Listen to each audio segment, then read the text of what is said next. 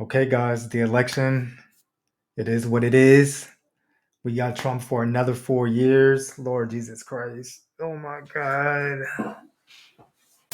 Hey, bruh, I'm doing it. I'm just out here cooling it. I gotta get that dough. Yeah, you already know. Yeah, I keep it Gito. Then I do it for the people. That said, I couldn't make it. Now, look at they faces. Hey, bruh, I'm doing it. I'm just out here cooling it. I gotta get that dough. Yeah, you already know.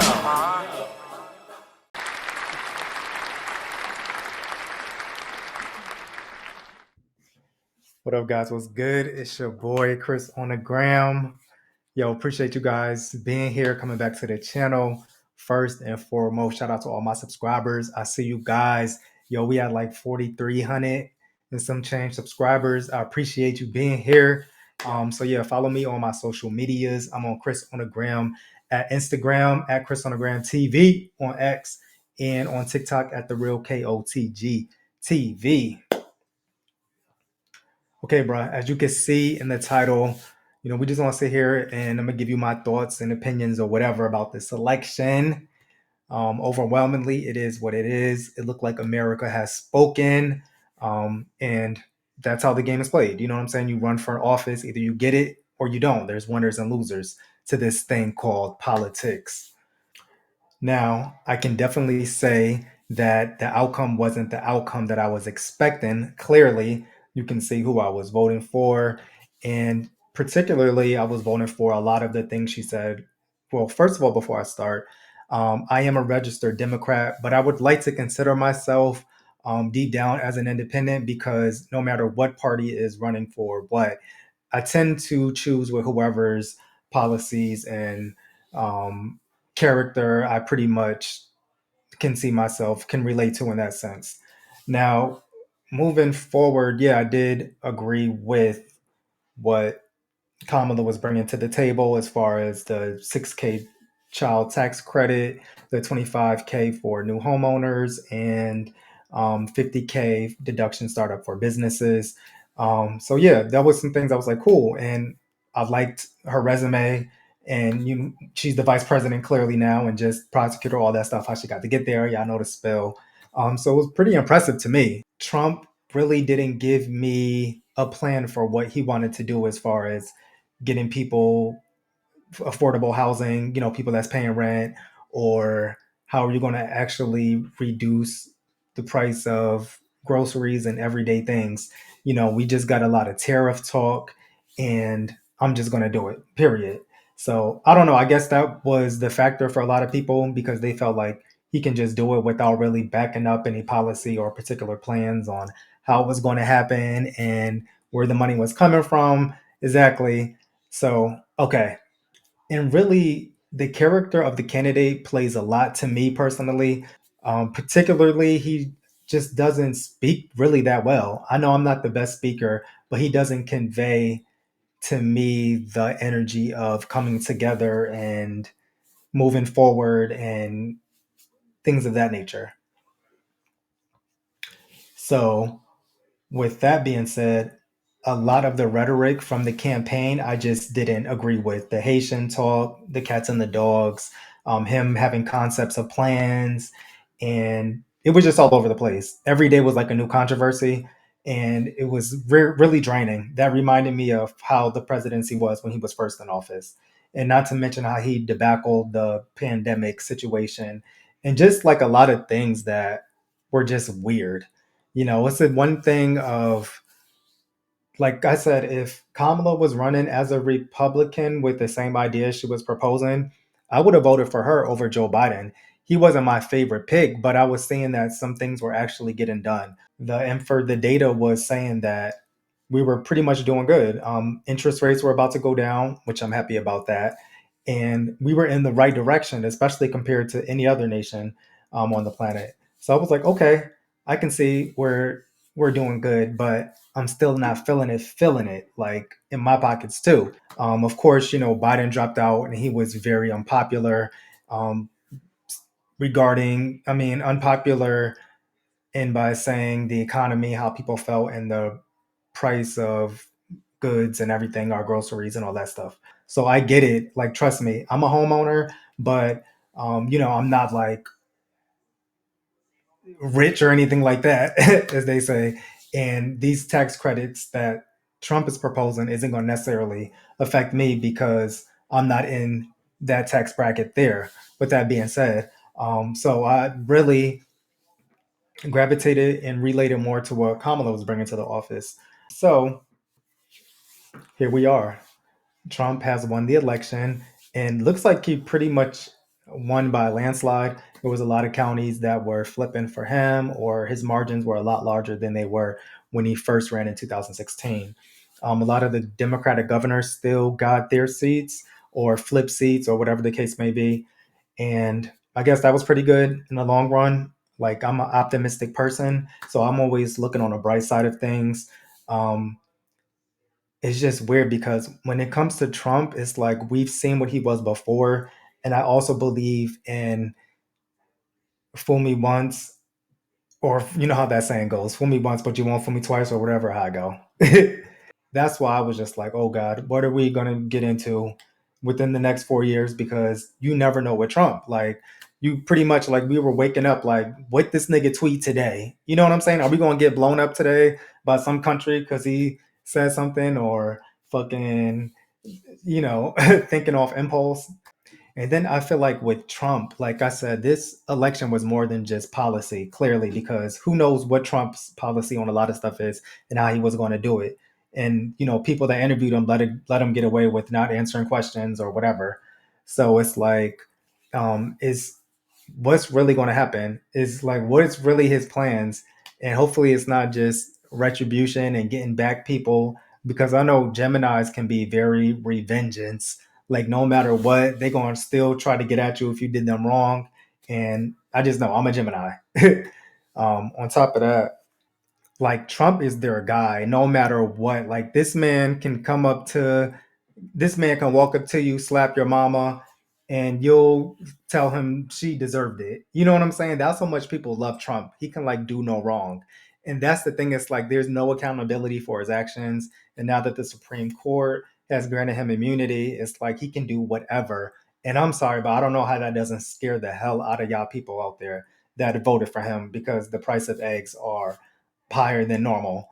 Like 5, 10 years ago, eggs were cheaper than what they are now. It's like the cost of living, and as time goes on, I feel like that's what naturally happens, right? I know we're just getting out of a pandemic, understand that, so that plays a big part too. And then it's crazy because Trump is about to enter a presidency with the lowest um, unemployment, with low inflation in the world. So it's like, do you now start taking credit for that, for what's going on good you know what I'm saying, after calling United States a garbage can and we're going in the wrong direction and all that other stuff, which his people eat up, of course. Like, nobody fact checks. And I think that was probably one of the biggest things that elevated Trump through this presidency, because nobody really held him accountable or fact checked anything. So this election, I felt like it was more than just the economy. On top of Kamala being a woman of color, dealing with that and dealing with the incumbents' disapproval rating and the way the economy seemed to be going, maybe that's what wowed me more with this election, because I'm like, wow, people really relate to that kind of nasty behavior, calling out names and degrading people and conspiracy theory type of thinking. Like, that's who they want their kids. Like, would you want your daughter or whatever to date a man like that? That's what I would think. And it's just heartbreaking to see that, some of my friends or family or whatever, just that what, comprises their character, as far as because the price of bread is too high or eggs are too high. Like, I don't care if they were $20 a carton, I probably would still pick the candidate opposite of that attitude and thinking. But to each his own. That's where we're at right now. And clearly, the people have spoken. And, in America, You can just be a white man and get away with anything. You can have countless felonies. You can be impeached twice. You can, y'all know the drill. You know what I'm saying? Everybody knows like the rapists, the racism, fascism, and all that stuff. And you can storm the Capitol and you can still somehow or another be president when people like you, when you're entertaining, when they think you're funny, when they don't take you serious, clearly.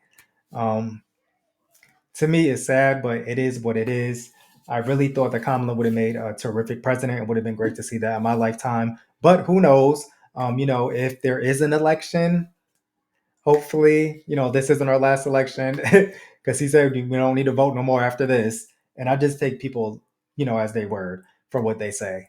So we're going to see. Like I said, normally I'm an optimistic person and I still am. Who knows? Maybe Trump will give us regular folk a little tax break and who knows what he might do. That's what we just don't know because he never gave us any true plans or insights except concepts of plans and things of that nature. So it leaves a lot up in the air. You know, who knows? Looking back years and years and years from now, hopefully we won't be blown up or nothing. Hopefully we'll still be a country or whatever. Who knows? But when they say look back and be like, yo, wow, you guys voted a felon as a president after the January 6th, they actually went back to the same guy that they said threatened democracy. I could at least tell my kids and tell the people I voted for Kamala Harris. I tried, you know, and it is what it is. Shout out to the black women that showed up. And I feel like y'all always carry the vote pretty much. Y'all always stick y'all neck out for everybody else and you don't get the respect that you deserve. So, I was saying online, maybe y'all should just fall back a little bit and, you did your part, and we just try to keep allies around us. You know what I'm saying? So whatever happens to whatever other type of marginal or group or ethnicity, you can't expect us to fight every single battle, or you can't expect them to fight every single battle. Black men, thank you. And I thought that was pretty big.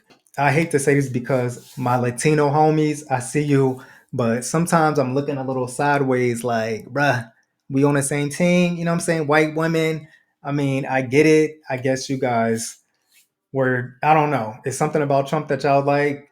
That was surprising to me because I'm like, wow, this lady is fighting for your rights and actually has plans for you and your family and just getting past this divisiveness, rhetoric, you know, that here we are. But it's weird too because I'm not like a conspiracy theorist and all that, but I do see things online. I might click, go read the thread, but people were saying, how somehow Elon Musk interfered with the elections and something's up or whatever. And I'm just like, okay, guys, I get it. I've been seeing some traction online with it as far as Starlight or something, the satellites and them controlling the ballots and the machines. I don't know, guys. But I can see like the conspiracy theories coming from the right and the left, even though I think the right is way more extreme. So I don't know. I just feel like at least we could be like, okay, you won. There we go. We moving on. It might hurt for like a day or two. We might, we took that L. Okay, I get it. But we actually moved on. There's like nobody, I don't see planning a coup or ready to storm the Capitol over this shit. You know what I mean? Even though I will not be watching none of this inauguration shit. I'm not transfer of power, all that shit. I don't give up about none of that. Like he's y'all president. I'm gonna keep it moving. That's my president right there. So, and then like another thing is like this guy is like what 78. He's really like up there. Like, is he really gonna make these 4 years or what's gonna really go on? That's another thing too. Like y'all really went hard on Biden, which he was old too. Trust me, I was like, dang, he running again, but I had his back. But I felt like he wasn't going to win anyway. But with Trump, it's like, bro, he gonna be 80 in like 2 more years, and he barely can move around and do stuff now. And it's weird too because I went to Kamala's rally in Atlanta, her last one, and the energy was insane. It was like nothing but love, hope, and black people, Spanish people, white people, gay, straight, everything was there. Like everybody was just having a good time and just really vibing. You know, it was mad people there. So all of her rallies were like so many people enthusiastic, but on the other hand, Trump's rallies, there was really nobody there. And it's pretty much seemed like his demographic was all white, old, you know what I'm saying? It was kids there and stuff, like younger crowd, but I don't know. You could definitely tell the vibes were different. So that's why I had a lot more hope than from what I seen the results be as far as all the counties that went red and the states and all that. Um, as far as like Gen Z, you know, I seen there was a lot of Trump support too, and a lot of support for Kamala also. But you know, I just hope you guys the best because this is the election that's gonna kind of change your life too. You're like really growing up and becoming an adult within these next few years. And that's the thing. I have a niece that's about to be in her teens, and you know, that's what scares me is growing up with some of these kids where it might affect you guys tremendously, um, and really shape your future. I think that a lot of the millennials and, you know, we're older now, like we're in our 40s and stuff. So I'm pretty much stable. I have my own house, have a career, and I'm stable. Like I said, I'm not rich, but I'm doing my thing. I'm making it. You know what I'm saying? Um, and, you know, it's like down for like the ones before us. You know, that's what my vote was going for. My vote was going for the new generation coming up, and hopefully, you know, there was a different type of leadership that will inspire you and really do the most for you as a working class person. And I do want to say, you know, with Free Palestine and the Gaza situation with Israel, I do hope there's some type of ceasefire for y'all. You know, I hate to see like those people dying for no reason because it is crazy for real, for real. I do have sympathy for those people, but it's like now that we have Trump here, like, and he's in cahoots with Bibi, it's like, what do y'all expect is going to happen? You know what I'm saying? So if you're gonna do something, I guess really go out there and do something. You know, all these posts and stuff like that, and the way y'all was at Kamala's rallies, going crazy at every single stop. It's like, are y'all gonna have that same energy for the new administration if things don't get better or if things get worse? So it's like, you know, for y'all's sake, I hope that happens for y'all because, you know, this is your guy now. So you'll inherit all that stuff. I feel like as long as you're out there voting to exercising your vote, that's what it's all about at the end of the day. No matter who you vote for, again, there's winners and losers, and that's how it goes. Okay, guys, I'm out of here. I appreciate you checking me out with this video. Let me know what you think in the comments. What team is you on? Team Trump, Team Harris?